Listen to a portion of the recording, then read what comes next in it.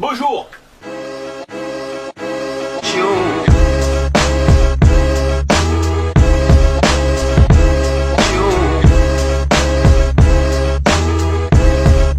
Et bonjour à tous mes choupinous, voilà, aujourd'hui je vais travailler cette grue d'atelier. Alors je l'ai récupérée de mon oncle qui était garagiste donc dans une vie intérieure.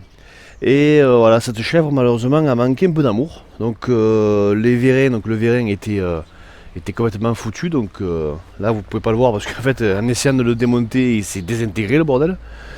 Voilà, donc ce qu'on va faire c'est que je vais essayer, donc j'ai trouvé un vérin sur Amazon. Et bon, le problème c'est que les axes ne sont pas les mêmes. Donc on va essayer de se débrouiller d'adapter le nouveau vérin sur l'ancienne grue, voilà.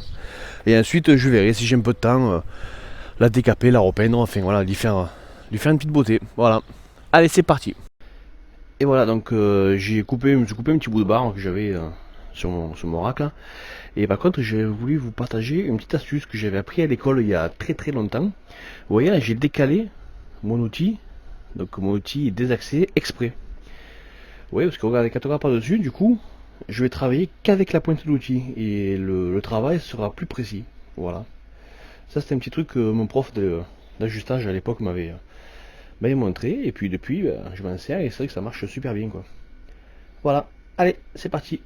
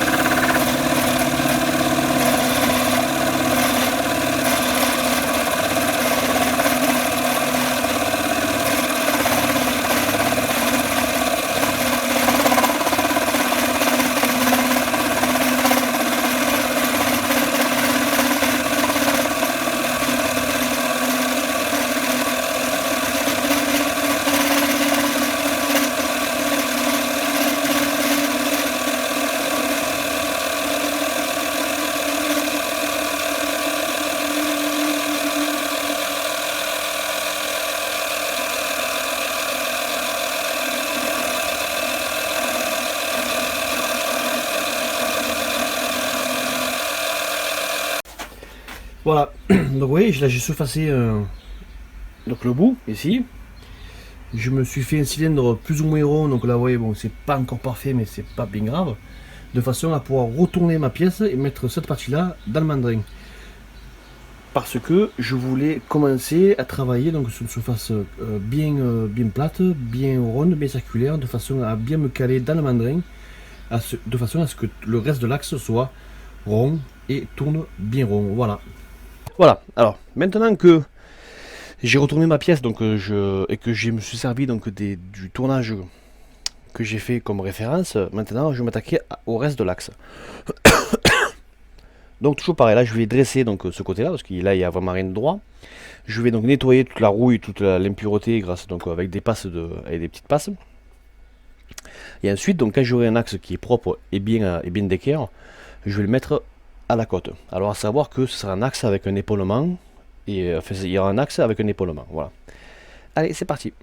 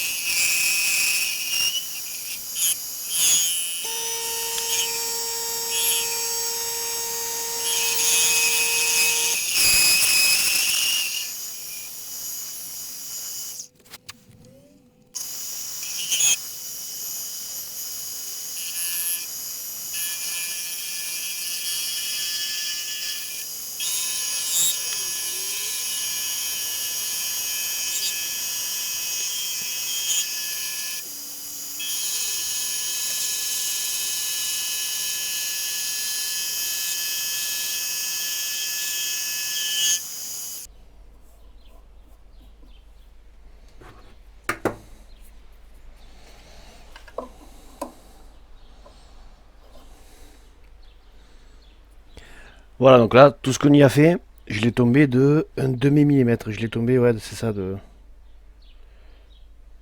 Même pas, de 3 dixièmes. Là, j'en avais 3 dixièmes. 3 dixièmes sur mon axe d'origine, donc il était tout rouillé, tout pourri. Et là, du coup, avec 3 dixièmes en moins, vous voyez, donc il est revenu droit, carré, propre et brillant. Donc maintenant, on va prendre les côtes.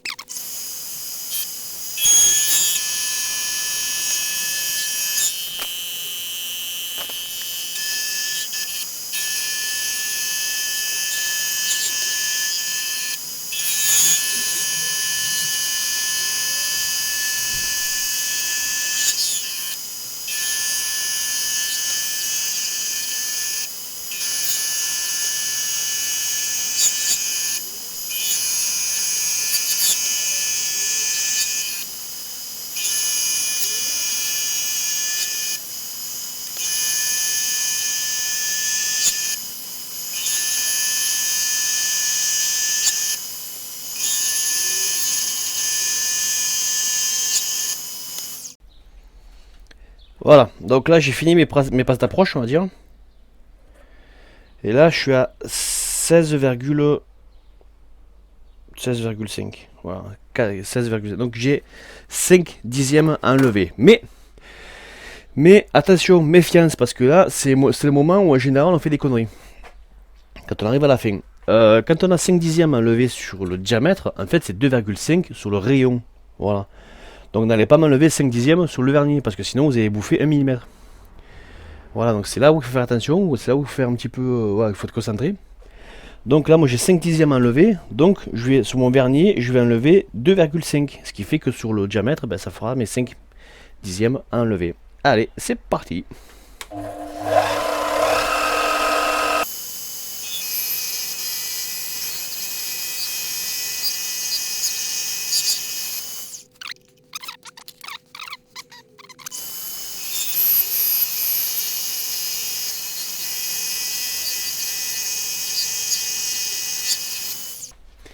Une petite dernière prise de côte.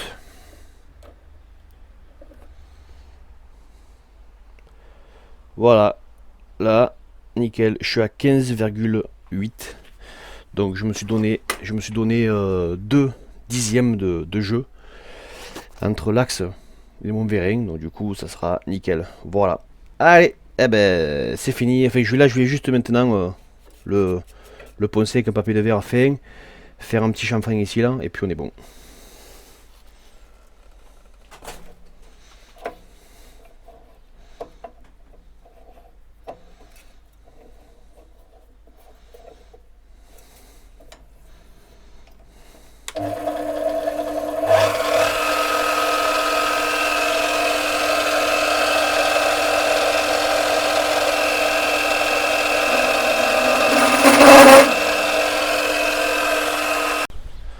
Voilà, donc là, ça c'est le trou de l'axe, donc vous voyez, l'axe il va venir comme ça, prendre le vérin, il va venir donc s'insérer ici là, donc l'épaulement que je viens de faire, ici, et voilà, vous voyez, avec l'épaulement il ne peut pas aller plus loin. Donc là je vais couper tout ce qui est excédent, hein. Vous voyez, mais vous voyez, l'axe il est bien pris dans la chèvre et grâce à l'épaulement, il ne peut pas s'échapper. Maintenant de ce côté j'ai plus qu'à faire une bague pour combler donc tout l'espace qu'il y a là, et puis on sera bon.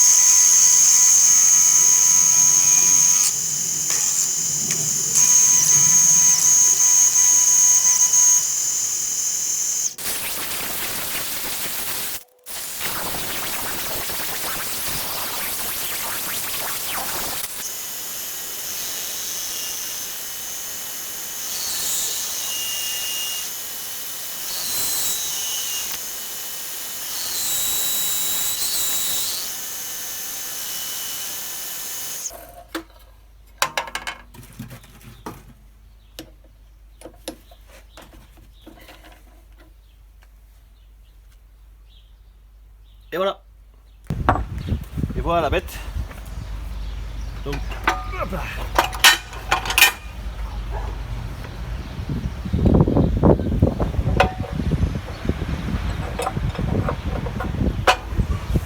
Voilà pour ce côté. La petite bague que je viens de faire là. Jamais. Hop là. De ce côté. C'est nickel. C'est nickel. Je vais vous montrer ça. Vous voyez donc la petite bague que je viens de faire qui vient pile poil sur l'axe, qui prend le diamètre intérieur de l'axe et l'extérieur de la chèvre. Voilà, c'est nickel. Vous voyez, bon, il y a juste ce qu'il faut de jeu là pour que ça puisse fonctionner sans trop gripper. Voilà, ça c'est du bon boulot ça. Putain, je le kiffe ce tour. Et là voilà donc terminé. Vous voyez donc là en haut on retrouve l'axe. Donc l'axe avec son épaulement à l'intérieur ici. Donc là la fameuse bague. Et j'ai décidé d'arrêter les bagues avec des goupilles, tout bêtement. Donc j'ai percé l'axe. Puis j'ai mis des goupilles toutes simples. Pour en bas par contre j'ai changé un peu mon fusil d'épaule. Au lieu de faire un axe avec des butées, j'ai préféré faire un axe tout court. Et avec deux bagues. Donc vous voyez là il y a une bague là et puis la même autre côté. La bague donc qui reprend l'alésage de la chèvre, qui reprend donc l'axe reprend l'alésage lui du vérin, et là donc un petit épaulement pour éviter que ça bouge. Et toujours pareil, donc on retrouve un système de clavette pour éviter que ça sorte. Voilà. Donc là vous voyez, ici donc on a la poignée d'origine qui me sert plus à rien en fait. Donc celle-ci là je vais la virer. Et en fait pour monter le vérin, c'est comme un cric hydraulique, donc on a une barre qui vient se mettre ici avec une double pompe. Et ça permet donc de faire monter le vérin comme ça. Voilà. Donc je trouve que c'est une jolie restauration. Donc je ne l'ai pas encore peint parce que j'ai pas trouvé le temps. Voilà. Mais je pense qu'à terme je vais la peindre. Et voilà mes choupinous, cette vidéo se termine déjà ici. J'espère que cela vous a plu ou à minima cela vous a diverti. Alors les puristes me diront que passer d'axe de 22 à un axe de 16 modifie la capacité de la chèvre. Et oui, ils auront raison. Bien sûr, comprenez le fait que si vous avez des axes de 22 à l'origine et que vous transformez ces axes en axe de 16, la charge n'est pas la même. J'en suis conscient, donc forcément vous modifiez la capacité de charge de votre grue d'atelier. Ça, pensez-y, si vous faites pareil chez vous, pensez à ça. Donc votre chèvre ne pourra pas porter aussi lourd qu'à l'origine. Sur ce, je vous souhaite bien sûr une bonne journée. Je vous souhaite plein de bonnes choses. Pensez à liker, à partager et à vous abonner si ce n'est pas déjà fait. Et kenavo les potos.